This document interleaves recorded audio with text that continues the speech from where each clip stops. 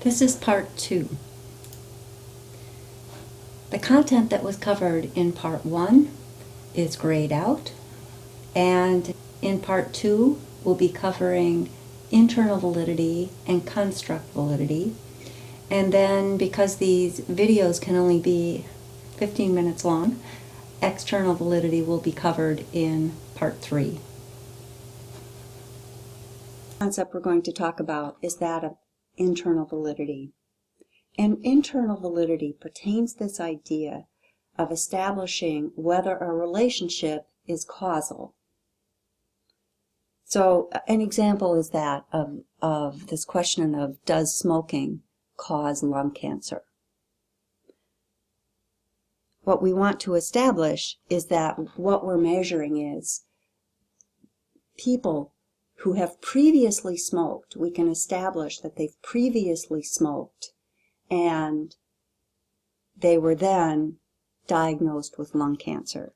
So that gets at this first threat to internal validity, and they call it temporal ambiguity, because if you can't establish that the cause preceded the consequence, if you can't establish that time factor, then that is a threat to internal validity. Another example is that example that we gave earlier in part 1 about physical activity as something that's related to type 2 diabetes. So the question is that a relationship?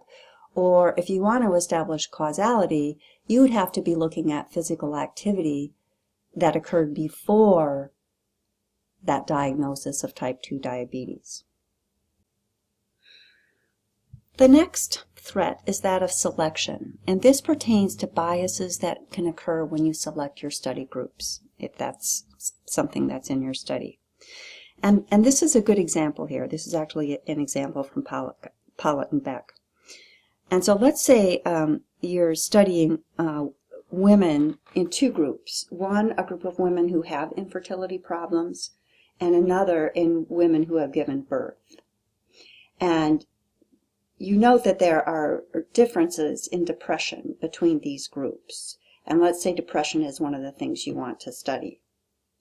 You can't include, if you're forming your groups this way, you can't conclude that infertility is causing depression.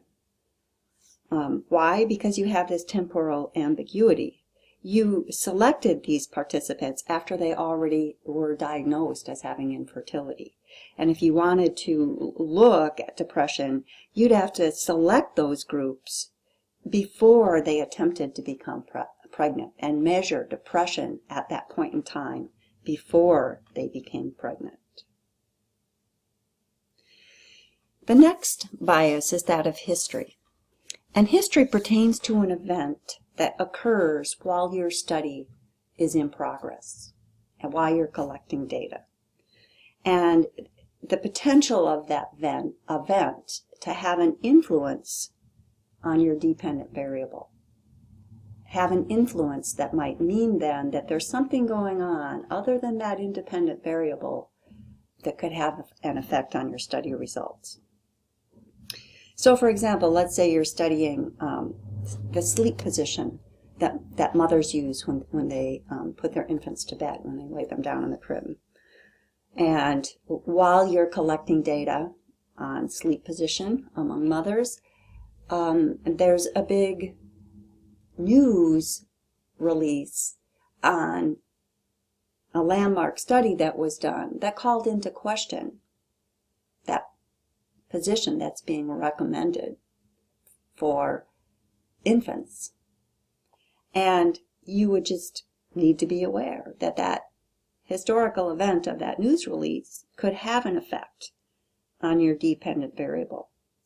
And how do you deal with that as a researcher? You need to, first of all, look out for those potential historical events, which are actually events that happen while your study is occurring, and make note of the time. And in this case, you would just have to be aware of the potential for that to have an influence on your dependent variable. One way to address this is in the design is to have a control group. in the example I did, that really wouldn't be feasible. But in some studies, the way that you can control for historical events is by having a treatment group and a control group. And in that case, that historical event should influence both of those groups.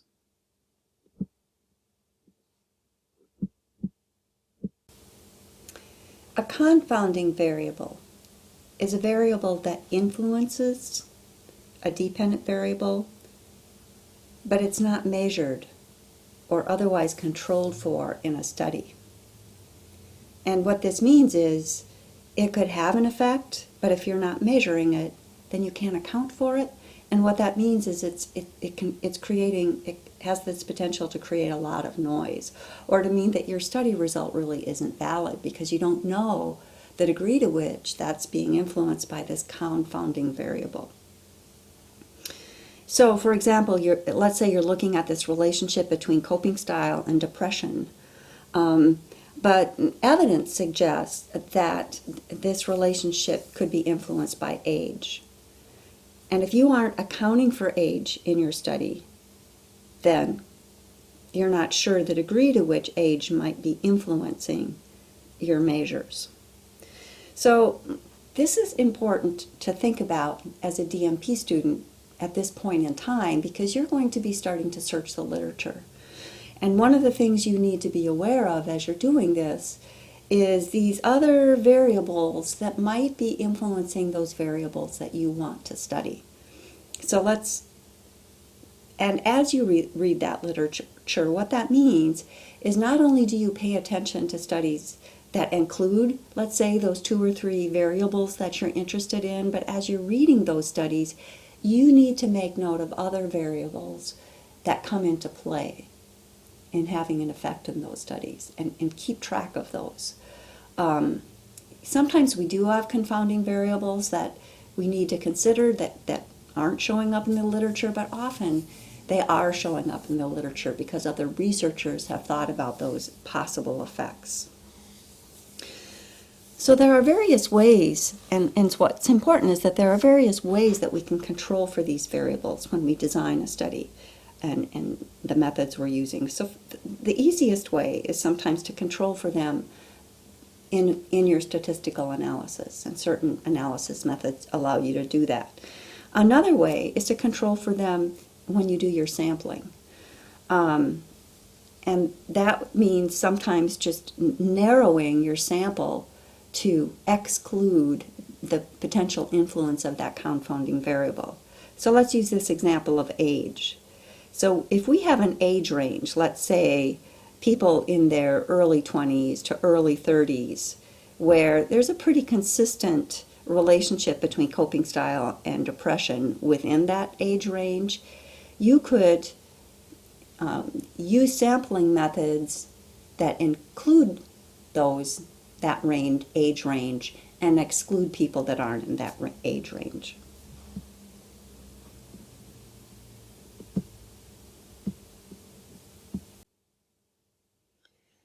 I think before we move on, it's important to define these terms of concept, operationalize, and construct. You've likely run into these terms at this point in your studies, and you will continue to run into them. So concept pertains to things that we can't directly observe, but we know they're there. So we can take someone's pulse and we can count their respirations. We can directly observe those. But we know that other things are going on that we can't directly observe, things like stress and pain. And what we want to be able to do then is to operationalize, that gets to the second idea, ways of measuring these. And so that's something that researchers do, is they figure out how can we measure things like stress and pain. And you'll find those measures in the literature. And hopefully you'll find good measures of some of those things that you want to measure that have already been operationalized. The idea of a construct is a little harder to nail down. I'm offering this definition here, offered by Pollitt and Beck, as this concept that's been invented by researchers so they can study a phenomenon that they're interested in. For example, locus of control, the idea that people believe that they control events that are important to them.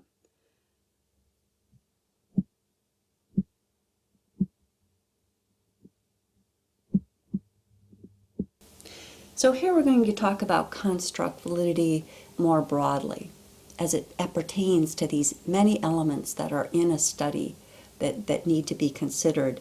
Are you constructing these meanings in a valid way? I really like this quote in Pollitt and Beck, where they say the first step in fostering construct validity is to carefully explicate, and that means to be able to explain and defend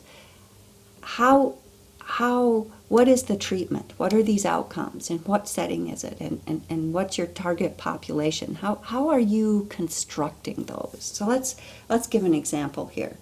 So let's say, and we're right, I have a hard time getting, it's really hard. Okay, so here's the cursor, now it's where I want it. So let's say you're studying an intervention among people who have mild depression and they live in rural communities.